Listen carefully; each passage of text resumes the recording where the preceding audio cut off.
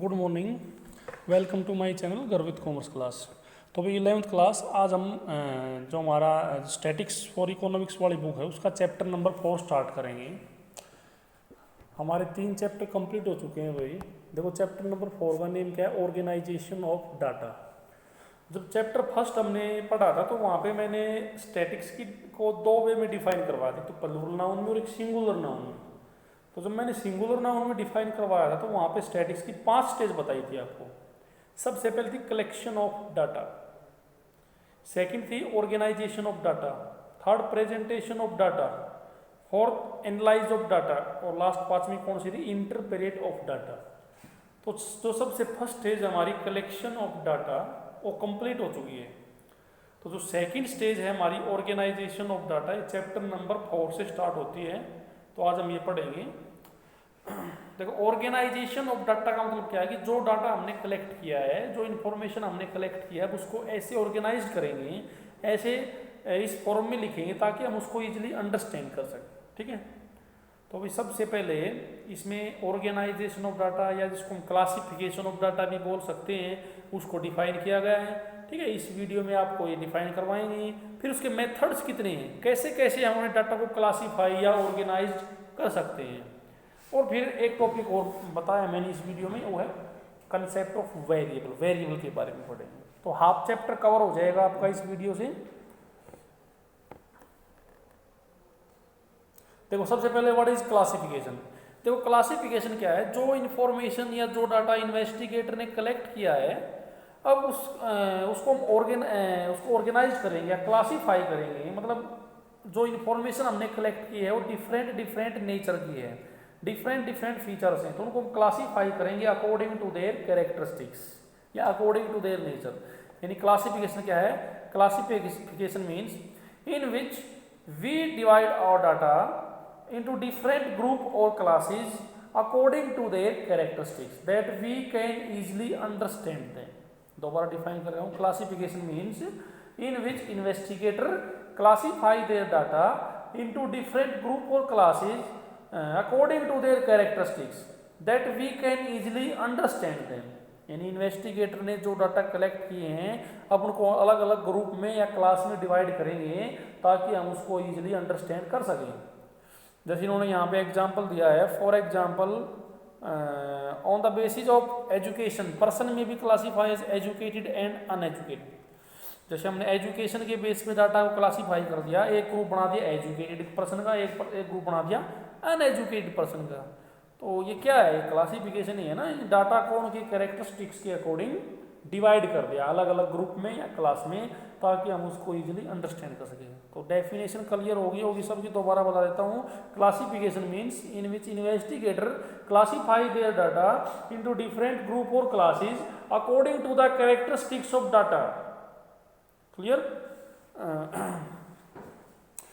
उसके बाद देखो भाई नेक्स्ट बताया कि ऑब्जेक्टिव ऑफ क्लासिफिकेशन, यानी जो इन्वेस्टिगेटर अपने डाटा का जो क्लासीफाई करता है अलग अलग ग्रुप में या क्लास में डिवाइड करता है, तो उसके पीछे उसका पर्पज क्या है, क्या उद्देश्य है। फर्स्ट है सिंप्लीफिकेशन एंड ब्रीफनेस। इससे डाटा को सिंपल हो जाएगा, हम उसको इजीली अंडरस्टैंड कर पाएंगे और सिंपल भी हो जाएगा, ब्रीफ फॉर्म में भी हो जाएगा, शॉर्ट फॉर्म में। सेकेंड है यूटिलिटी, इससे जो डाटा है वो हमारे लिए और ज़्यादा यूटिलाइज हो जाएंगे। थर्ड है डिस्टिंगनेशन, यानी क्लासिफिकेशन करने से जो डाटा में जो अलग अलग डिफरेंस है वो क्लियर हो जाएगा। जैसे हमने डाटा को क्लासीफाई कर दिया एजुकेशन के बेस पे, एक ग्रुप मैंने बना दिया एजुकेटेड पर्सन का, एक ग्रुप मैंने बना दिया अनएजुकेटेड पर्सन का, तो उन दोनों में डिफरेंस हो जाएगा। कंपेरेटिबिलिटी, कंपेरिजन भी कर सकते हैं, कितने परसेंट एजुकेटेड हैं, कितने परसेंट अनएजुकेटेड हैं। साइंटिफिक अरेंजमेंट, इससे जो हमारे डाटा हैं वो और ज़्यादा साइंटिफिक हो जाएंगे, इससे और ज़्यादा हमारे को यूटिलिटी देंगे। अगर अट्रैक्टिव है डिफेक्टिव, क्लासीफाई करने से जो हमारे डाटा हैं वो और ज़्यादा अट्रैक्टिव हो जाएंगे और इफेक्टिव हो जाएंगे, फिर हम उनसे ईजिली रिजल्ट निकाल सकेंगे। क्लियर भाई। उसके बाद है characteristics of a good classification. Classification कैसा होना चाहिए। फर्स्ट है कॉम्प्रिहेंसिव। कॉम्प्रिहेंसिवनेस क्या है कि जो क्लास हमने डिवाइड कर दी उसमें सभी सेम नेचर वाले ही डाटा आने। जैसे मैंने एक क्लास बना दी एजुकेटेड पर्सन, तो उस एजुकेटेड पर्सन वाले ग्रुप में जितने भी पर्सन आएंगे वो सारे एजुकेटेड ही होंगे। ठीक है, और एक ग्रुप मैंने बना दिया अनएजुकेटेड वाला, अनएजुकेटेड के अंदर जितने भी पॉपुलेशन या जितने भी डाटा इंक्लूड होंगे सारे अनएजुकेटेड ही होंगे, यानी कॉम्प्रिहेंसिव होंगे। सेकेंड क्लैरिटी, क्लासिफिकेशन ऐसा होना चाहिए जिससे जो हमारे डाटा हैं वो बिल्कुल क्लियर हो जाएं, जिसको हम इजीली अंडरस्टैंड कर सके, उसमें कोई भी कन्फ्यूजन ना हो। होमोजेनिटी क्या है कि जो क्लास या ग्रुप ने डिवाइड किया है उसमें जो डाटा हो सेम नेचर की होनी चाहिए।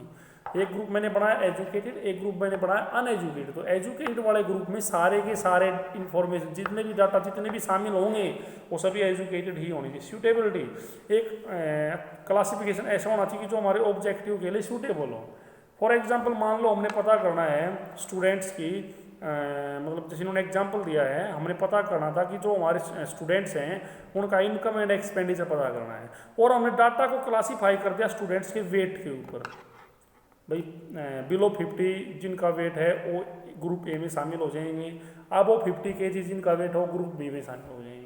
लेकिन हमारा ऑब्जेक्टिव क्या था, हमारा ऑब्जेक्टिव था कि स्टूडेंट्स के इनकम एंड एक्सपेंडिचर को चेक करना, लेकिन हमने डाटा को क्लासीफाई कर दिया on the basis of income and expenditure, तो ये अच्छा क्लासिफिकेशन नहीं है, उससे हम कैसे कंक्लूजन निकाल पाएंगे। तो क्लासिफिकेशन कैसा होना चाहिए हमारे जो हमारे ऑब्जेक्टिव के लिए सुटेबल हो। अगला स्टेबिलिटी यानी जो क्लासिफिकेशन है उसमें स्टेबल होना चाहिए, उसमें बार बार चेंज नहीं होना चाहिए। और लास्ट था इलास्टिक, क्लासिफिकेशन इलास्टिक भी होना चाहिए, मतलब जैसे ही हमारा ऑब्जेक्टिव चेंज हो तो हम अपने क्लासिफिकेशन में भी चेंज कर सकते।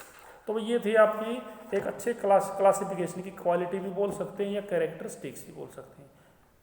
अब बेसिस ऑफ क्लासिफिकेशन या मेथड्स ऑफ क्लासिफिकेशन, तो 4 मेथड होते हैं, geographical classification, chronological classification, qualitative classification. फिर जो क्वालिटेटिव क्लासिफिकेशन 2 टाइप का होता है, सिंपल और मैनीफोल्ड, और लास्ट है क्वांटिटेटिव या इसको न्यूमेरिकल क्लासिफिकेशन भी बोल सकते हैं। ठीक है, तो सबसे पहले हम जियोग्राफिकल क्लासिफिकेशन के बारे में पढ़ेंगे।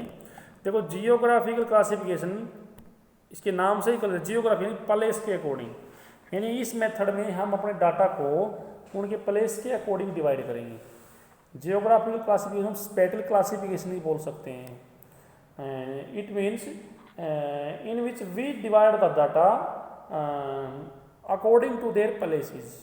ठीक है, इस मेथड में हम हमारे जो डाटा है उसको हम उनके प्लेस जगह के अकॉर्डिंग डिवाइड करेंगे। ठीक है, तो दोबारा बता देता हूँ, जियोग्राफिकल क्लासिफिकेशन क्या होता है, in which we classify our data on the basis of place. जैसे इन्होंने यहाँ पे एग्जाम्पल दिया है, इन्होंने क्या बताया, number of farm producing bicycles in 2017 across different location. Punjab में 30 फार्म ऐसी हैं जो साइकिल का प्रोडक्शन करती हैं, हरियाणा में 20 और यूपी में 25। तो प्लेस के अकॉर्डिंग डाटा को क्लासीफाई कर दिया ना, स्टेट के अकॉर्डिंग हो गया, जगह के अकॉर्डिंग, तो ये क्या है हमारा जियोग्राफिकल क्लासिफिकेशन। सेकेंड है क्रोनोलॉजिकल क्लासिफिकेशन, इसमें हम अपने डाटा को टाइम के अकॉर्डिंग क्लासीफाई करते हैं। तो क्रोनोलॉजिकल क्लासिफिकेशन क्या है, in which we classify our data on the basis of time.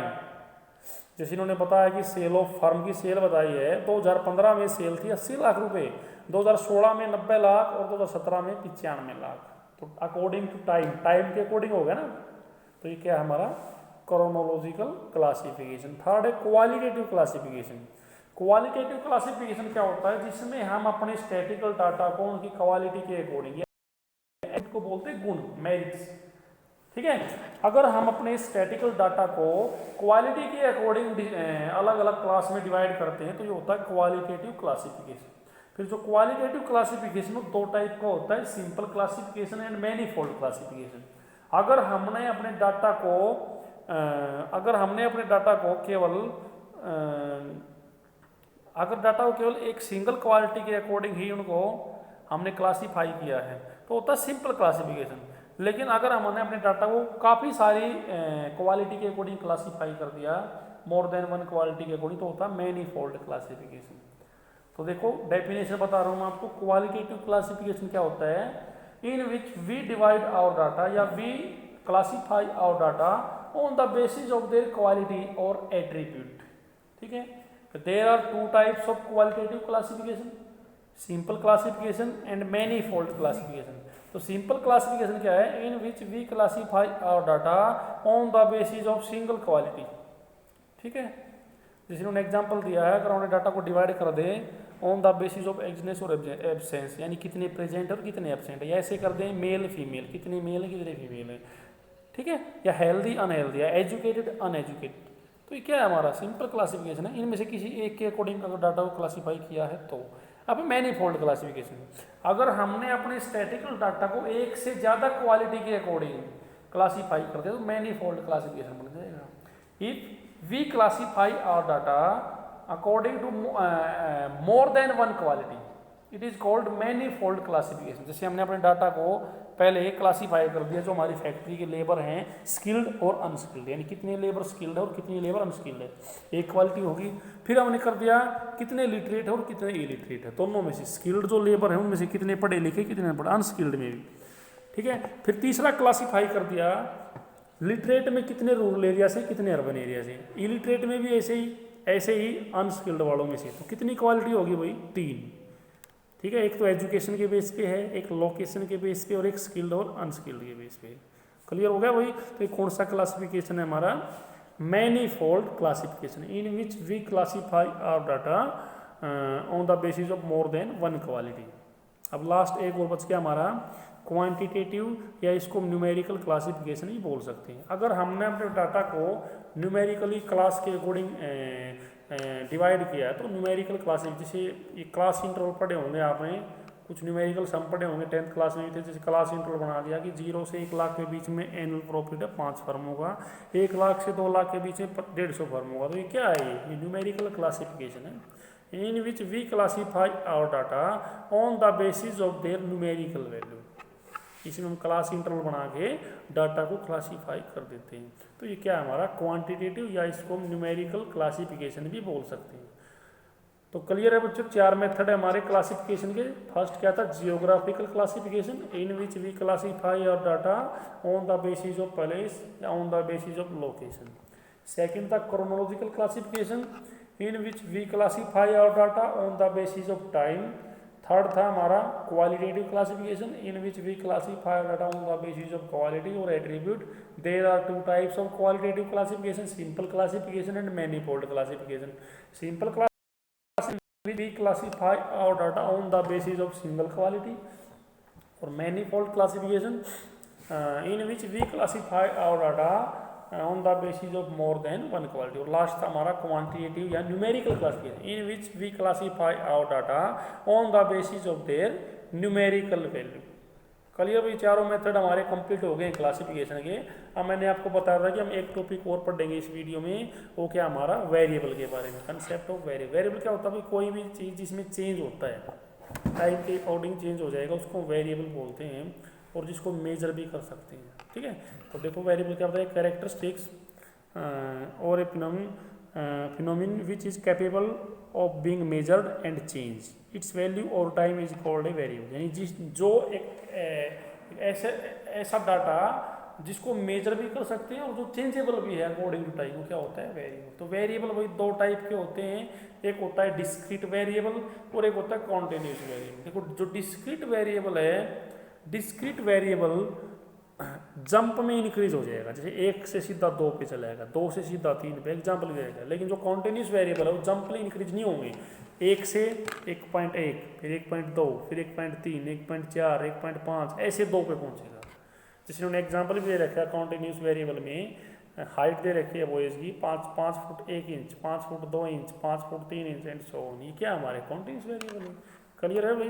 तो डिस्क्रीट वेरिएबल क्या है, discrete variable are those variable that increase in jump और इन कंप्लीट नंबर। और कंप्लीट नंबर में होता है डिस्क्रीट वेरिएबल, जैसे 5 से सीधा 6, 6 से सीधा 7, कंप्लीट है, फ्रैक्शन में नहीं है और जंप इंक्रीज हो रहे हैं। लेकिन कॉन्टिन्यूस वेरिएबल क्या है, continuous variable are those variable which don't increase in jump but increase continuously and they are in the fraction में होते हैं कॉन्टिन्यूस वेरिएबल। जैसे एग्जाम्पल दिया है, height of the boys in school is express 5 foot 1 inch, 5 foot 2 inch, 5 foot 3 inch and so on. तो भी clear है variable की डेफिनेशन और टाइप्स ऑफ वेरिएबल। तो भाई ये हमारा हाफ चैप्टर यहाँ कंप्लीट हो गया है। इस वीडियो में मैंने आपको सबसे पहले क्लासिफिकेशन या जिसको हम ऑर्गेनाइजेशन ऑफ डाटा भी बोलते हैं उसकी डेफिनेशन बताई है, फिर मैंने ऑब्जेक्टिव ऑफ क्लासिफिकेशन बताया आपको, फिर quality of a good classification बताया है, और मेथड्स ऑफ क्लासिफिकेशन बताया, और लास्ट में variable and types of variable. तो ये सभी बच्चे अपनी फेयर कॉपी में इस चैप्टर के नोट्स बनाएंगे यहाँ तक, ठीक है। और अगर कोई प्रॉब्लम हो तो पूछ सकते हो मेरे से। Okay, thank you.